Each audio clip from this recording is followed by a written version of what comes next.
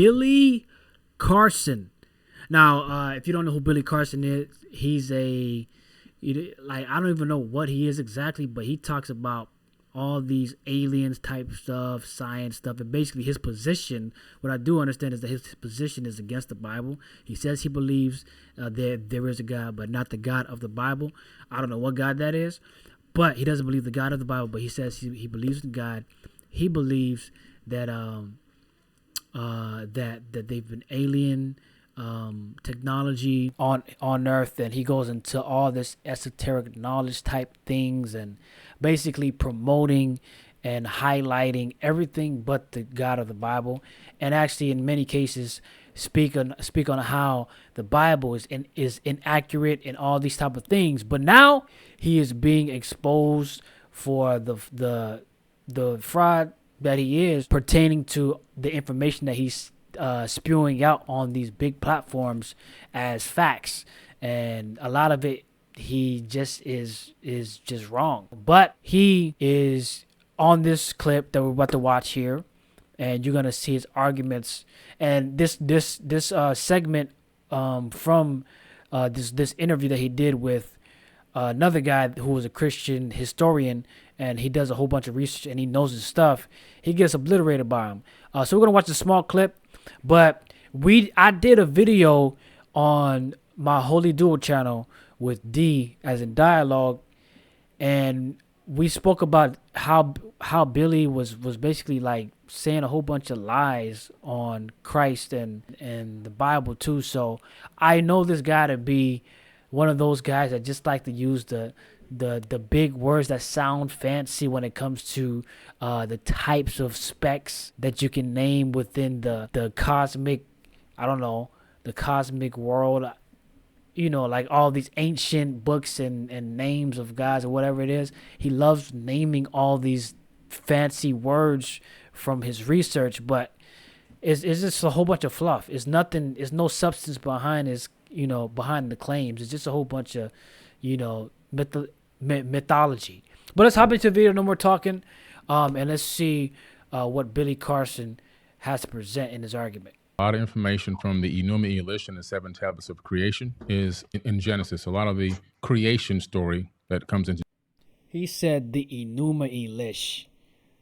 That sounds so like Genesis, almost word for word from the Enuma Elish and the 7 tablets of creation. The Epic of Atrahasis as well is also there in the Old Testament. Have you read the Enuma Elish? Yeah. Do you mind summarizing the content of the creation account in the Enuma Elish for us? Sure. The Enuma Elish is a very ancient text discovered in the Library of Ashurbanipal, and the summary of it is that it really gives us an account, which is crazy, an astronomical account of the creation of our solar system. It talks about planets and moons gaining specific orbits around the sun.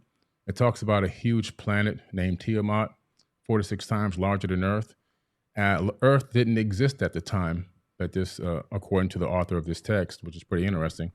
And then there talks about a nemesis of sorts. In the original version, it's called Nibiru, but in a more recent version, still thousands of years old, the name was changed to Marduk. Marduk is in the Jewish American Library, in the biblical text, in the Torah, and so forth.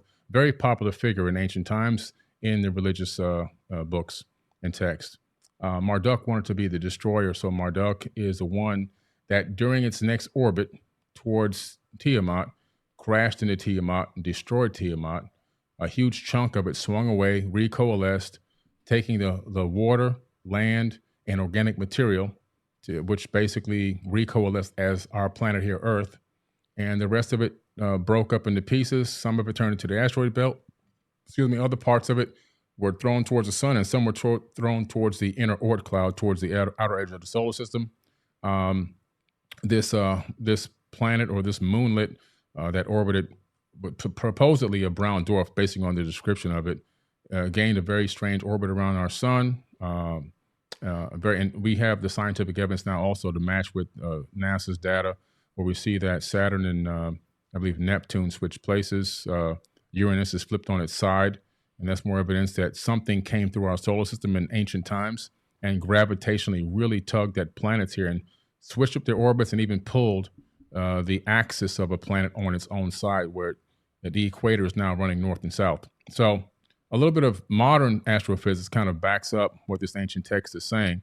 But the Enuma Elish also then begins to talk about the fact that these beings, it kind of cuts into the fact that these beings, are on Earth and at some point begin to engage mankind.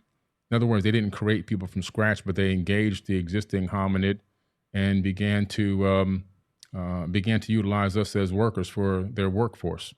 In the Atrahasis epic, you see a much similar story, slightly later date period, but still thousands of years old, the epic of Atrahasis.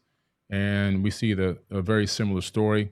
And we see where the sons of God literally came down to Earth. They came from Mars, according to this text, if you read the translation of the planet Mars and to English.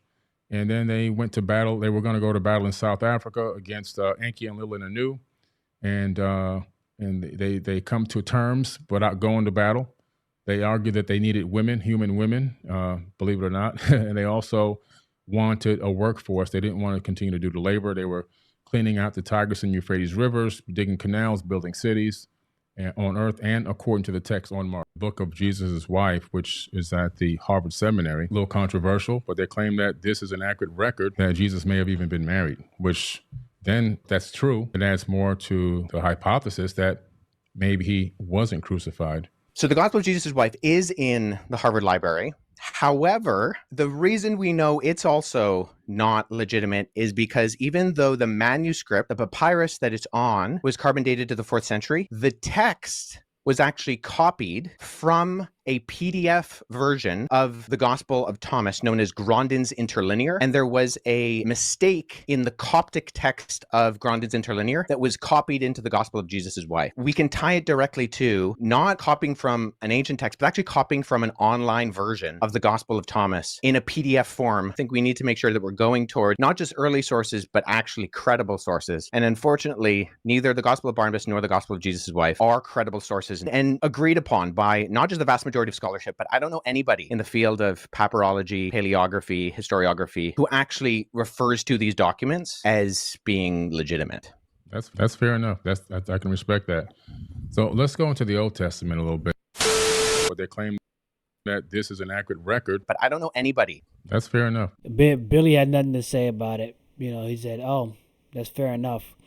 But if you go watch back into the whole interview, I know it's not doing it justice with the clips and all, but he's being exposed. It's very good that he's being exposed because he's just leading a lot of people away from the Bible, a lot of people away from Christ, and those who are already on the alien, the esoteric, non-biblical stuff that want to use all these different sources to go against the Bible. He's encouraging those people to stay and do more on that side. And we all know as believers, they're not going on the straight and narrow path. And so that's bad news. That's not good news. The good news is when it, is Christ, and the good news is coming from the Bible. So him doing injustice, putting people against the Bible would play into that. So I'm glad he's been exposed. I'm glad the truth is coming out because I've seen it a mile away,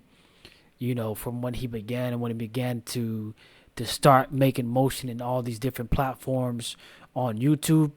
And I'm happy about the expose because that part will stop, because he has a lot of different followers. And, if we can help people from those type of mindsets, we are doing our job. But there's a lot of different stuff about Billy Carson that is hidden under the rug, but that's not what this video is about. This video is about the truth, and the truth is Satan is the father of lies, and he will use people such as Billy Carson and others to push these narratives, to push these different things, to try to stray people away from the Bible and from the gospel. And we know that that's nothing but the enemy is using people to do that, and is influencing people to go that way through these messages that people like Billy Carson bring to the internet at a massive scale. This wouldn't be a problem if it still would be a problem, but it wouldn't be as big as a problem if it wasn't so massive.